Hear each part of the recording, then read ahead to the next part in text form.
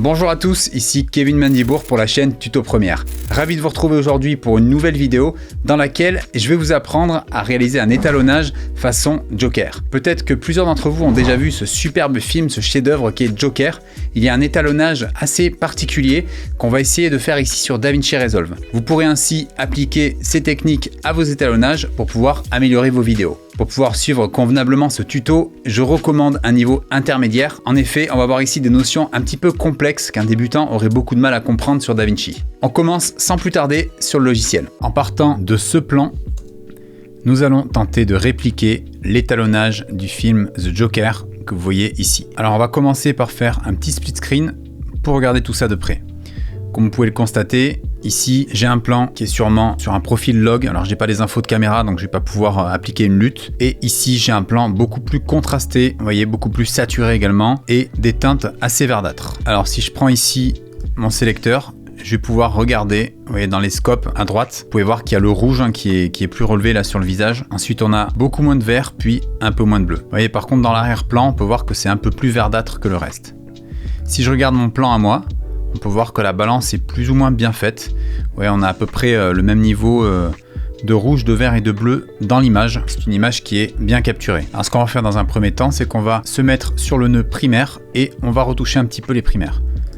Je vais dans mes roues colorimétriques, ici, et je vais déjà retoucher un petit peu mes tons foncés, voilà, pour plus s'approcher du zéro. Alors on peut vérifier avec l'autre image, je vais la mettre en split screen pour vraiment répliquer ce qu'on voit là. Vous voyez que ici, sur la droite, que vous voyez au niveau de l'oscilloscope, c'est l'image du Joker. On peut voir que c'est beaucoup plus écrasé. Là, si vous regardez mon image de base, on peut voir que les noirs sont beaucoup plus relevés. Donc là, on va continuer à venir descendre, vous voyez, les niveaux de noir pour avoir vraiment quelque chose de plus sombre. Et on peut voir également qu'au niveau des tons clairs, ils sont un peu moins élevés là sur Joker. Donc on va faire pareil au niveau du gain. Ici, les tons clairs, je vais diminuer un petit peu. Voilà. Je vais pouvoir également contraster le plan ici, parce que si vous regardez bien, vous voyez, on a un plan qui est quand même pas assez contrasté, forcément, vu qu'on sort sûrement du log. Donc je vais venir au niveau de mon contraste et ajouter un petit peu de contraste dans l'image. Voilà, comme ceci. Je vais afficher la vue en volet, je vais me mettre sur un volet latéral comme ça va être plus simple de travailler. Là on peut voir déjà que au niveau de la teinte de peau, il va falloir qu'on travaille dessus, parce que comme vous pouvez le constater, ici c'est beaucoup plus désaturé, beaucoup plus froid, alors que là on a pas mal de rouge sur Joaquin Phoenix. Alors je continue de régler mon contraste, alors ça sert à rien de trop l'écraser non plus. Voilà, on va faire comme ceci. On va venir jouer également avec la saturation. Vous voyez, je peux venir saturer tout ça pour déjà commencer à retrouver un peu plus de couleur dans cette image qui est assez fade. Voilà. Je vais également pouvoir ajouter un peu de vibrance ici avec cet outil pour faire ressortir un peu plus les couleurs les unes par rapport aux autres au niveau de la saturation. Et ça va être plus simple après pour pouvoir réajuster l'arrière-plan et la teinte de peau. Voilà, vous voyez déjà l'image avant-après. On commence à se rapprocher de l'image du Joker. On n'y est pas encore, mais on commence à se rapprocher. On va pouvoir maintenant passer ici sur le nœud skin que je vous ai préparé, qui va en fait consister à détourer la peau du personnage ici. Donc après, bon, forcément, il a du blanc ici sur le visage. Là, ce qui va nous intéresser surtout, c'est sa peau. On s'occupera du blanc un peu plus tard. Donc là, je vais prendre mon sélecteur et je vais venir sélectionner toute la peau du personnage. Je vais peaufiner cette sélection avec mon sélecteur. Voilà, une fois que j'ai sélectionné ma teinte de peau, je vais pouvoir rajouter du flou ici pour lisser la transition et je vais maintenant pouvoir corriger sa teinte de peau. Alors pour faire ça, je vais repasser en mode volet et là, je vais réchauffer un petit peu la peau. Donc pour la réchauffer, je peux très bien venir avec le boost ici. Vous voyez, alors je me suis bien mis sur le nœud skin, faites attention d'être sur le bon nœud. Et je vais booster un peu tout ça, vous voyez, pour retrouver un peu plus de dynamique dans la couleur. Voilà, je peux éventuellement au niveau des tons moyens, ce qui va toucher à la peau, aller un peu plus dans la direction de ce qu'on peut voir sur Joker. Donc vraiment toujours avec parcimonie, les corrections colorimétriques sur DaVinci, ça sert à rien de pousser les valeurs au maximum. Vraiment, vous y allez petit à petit. Voilà, donc on peut voir, vous voyez, la couleur de peau déjà, ce que ça rattrape. Donc on récupère aussi de la bouche, mais c'est pas trop grave. Vous voyez qu'ici déjà c'est beaucoup mieux. On a quelque chose de plus chaud. Alors si je passe en mode split screen maintenant pour vous montrer, voilà, on commence à se rapprocher de la référence, mais comme vous pouvez voir, on a une image qui est beaucoup plus chaude ici par rapport à là où on a du vert à l'arrière-plan. Donc ça, on va retenter de répliquer ce qu'on voit dans le Joker ici, donc avec le vert en arrière-plan, tout simplement en retouchant le background. Donc ce qu'on peut faire, c'est que comme ici, souvenez-vous, on avait sélectionné uniquement le personnage, donc la teinte de peau, on va pouvoir colorier tout le reste. Alors pour réussir à répliquer l'arrière-plan un peu vert ici, je vous ai coupé le passage dans le tutoriel, mais en fait ce que j'ai fait, c'est que j'ai refait ma sélection. Vous voyez, ici cette sélection-là, pour avoir vraiment toutes les parties que je souhaite conserver, qui ne doivent pas être affectées par le vert que je vais rajouter dans l'image. Donc c'est-à-dire que j'ai sélectionné le maximum que je pouvais du personnage avec tout ce qui était un peu similaire en termes de colorimétrie, comme le drap ici qui était aussi de la couleur blanche. Cela va me permettre, en allant dans Background, donc le calque qui est au-dessus de Skin dans la branche des nœuds en calque, je vais ici venir dans Gamma et tirer vers le vert pour essayer d'obtenir une colorimétrie similaire au Joker.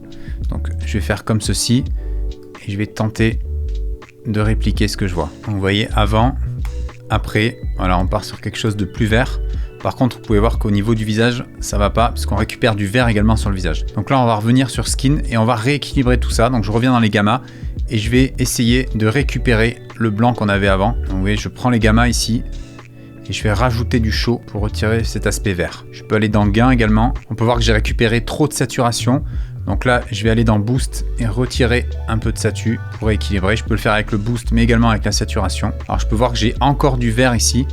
Donc je reviens ici sur ma correction background et je vais peut-être l'atténuer un petit peu. Donc là, je peux prendre ici ma roue et remonter légèrement. Alors on va venir analyser tout ça, parce que moi je vois encore trop de vert au niveau du blanc.